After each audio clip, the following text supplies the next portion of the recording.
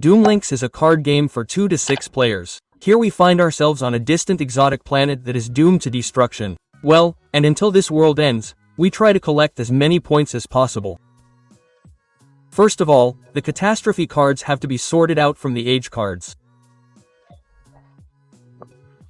The remaining age cards are shuffled thoroughly and 3 piles of 3 cards each are formed. The catastrophe cards are also shuffled thoroughly and one of them is placed randomly on each of the 3 piles. These are now shuffled independently of each other and then placed on top of each other. The Birth of Life card is then added to this prepared pile. This pile is now placed in the middle of the table where everyone can easily reach it. Then each player takes one of the gene pool cards, these are the ones with the numbers on it, and places it in front of them with the number 5 facing up.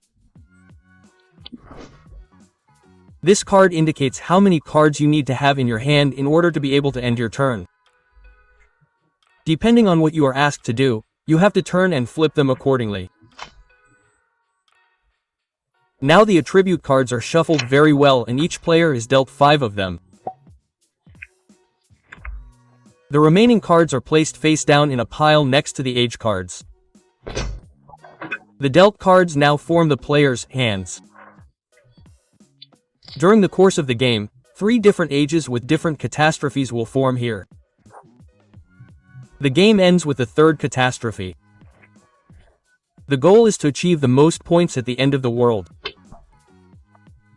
The game begins with the player to the left of the dealer revealing the Birth of Life. Each of the cards prompts players to perform different activities. These must be carried out. Once all players have carried out the effects, the next card is revealed. When it is your turn, you play attributes from your hand face up in front of you. These form attribute piles with which you earn points. However, some of these attributes have special effects or instructions. At the end of your turn, you have to stabilize your cards again using the gene pool. If the gene pool shows a 5 and you have more cards, you have to discard enough of them to have the corresponding number in your hand. The same would apply if you now had fewer cards.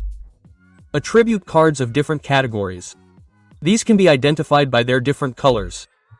Incidentally, they are placed in such a way that the number below can be seen during the rest of the game. As already mentioned, 3 different eras are played, i.e. 3 rounds. Disasters affect all players. First, there is a gene pool effect, a disaster effect, and in the 3rd and final round, an apocalypse effect. However, this only occurs in the 3rd and final round. Up until now, the player to the left of the dealer has revealed the eras. Now, however, it is the player to the left of the player next to him. He opens a new era after the disaster.